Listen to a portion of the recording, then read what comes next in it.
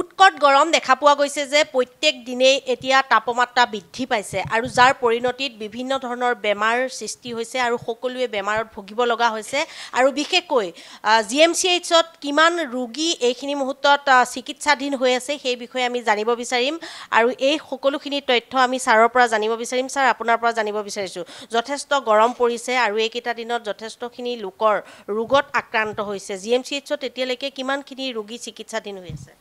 আমাৰ গুৱাহাটী চিকিৎসা মহাবিদ্যালয়ত বৰ্তমান আমি যোৱা কিছুদিনৰ পৰা দেখিছোঁ যে বিশেষকৈ বিহুৰ পিছতে দেখিছোঁ যে যথেষ্ট সংখ্যক ৰোগীৰ আগমন ঘটিছে গুৱাহাটী চিকিৎসা মহাবিদ্যালয়ত।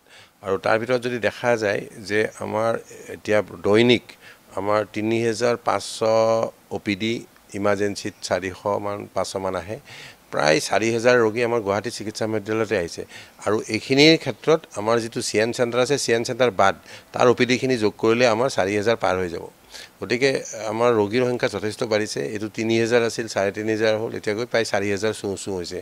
গতিকে আমাৰ এই ক্ষেত্ৰত আৰু দেখা গৈছে যে আমাৰ এডমিশ্যনটোও বাঢ়িছে। আগতে আমাৰ এডমিশ্যন ২৮০ৰ পৰা ৩০০ৰ ভিতৰত আছিলে। কিছুদিনৰ পৰা দেখা গৈছে যে আমাৰ এডমিশ্যন, বিশেষকৈ মেডিচিনত কেতিয়াবা এডমিশ্যন ১২০লৈকে যায়। আমাৰ তথাপিও মেডিচিনত আমাৰ প্ৰব্লেম হোৱা নাই। কিয়? আমি আমাৰ পাৰ্কিং ICU আমি এটা গ্ৰাউণ্ড ফ্ল'ৰ মেডিচিনৰ ৱাৰ্ডৰ কাৰণে ৰাখি থৈছোঁ স্পেয়াৰ কৰি, আৰু আমাৰ বেড যথেষ্ট সংখ্যক আছে মেডিচিনত, সেইকাৰণে আমাৰ প্ৰব্লেম হোৱা নাই।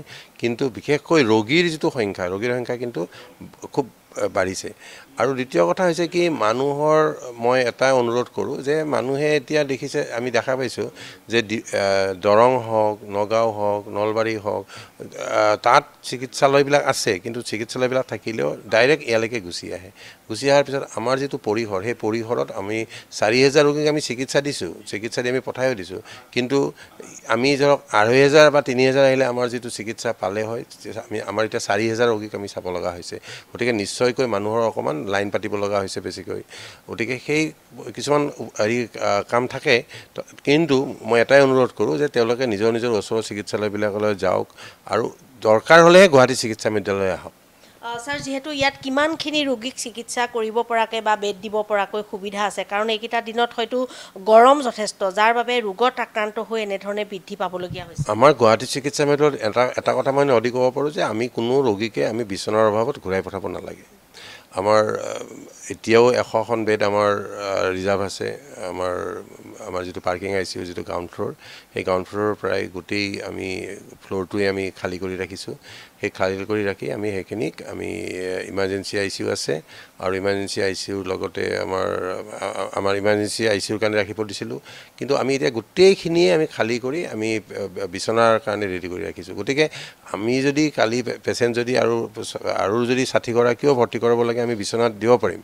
কিন্তু এটা কথা কৈছোঁ যে মানে কি, সেই অনুপাতে আমাৰ ইতিমধ্যে আমাৰ 7টা ৱাৰ্ড আছেই মেডিচিনত, আৰু ধৰক আমি জেৰিয়াট্ৰিক ৱাৰ্ড আছে, জেৰিয়াট্ৰিক ৱাৰ্ড ধৰি 8টা ৱাৰ্ড হয়, সেই গোটেইবিলাক আমাৰ ভৰ্তি হৈ যায় কেতিয়াবা।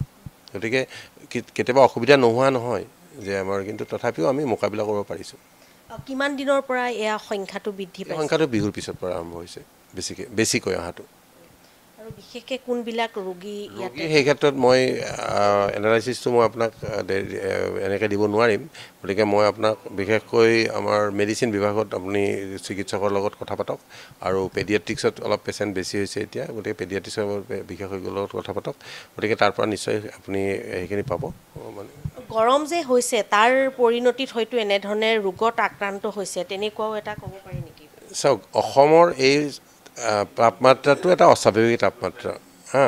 বিশেষকৈ মে' মাহত 40 ডিগ্ৰীলৈ যোৱাটো এটা অস্বাভাৱিক তাপমাত্ৰা। এই অস্বাভাৱিক তাপমাত্ৰাৰ ক্ষেত্ৰত মানুহৰ যিটো কোপ-আপ, আমি যিটো এক্লামেটাইজেশ্যন বুলি কওঁ, সেই এক্লামেটাইজেশ্যনটো নোহোৱা হ'ব।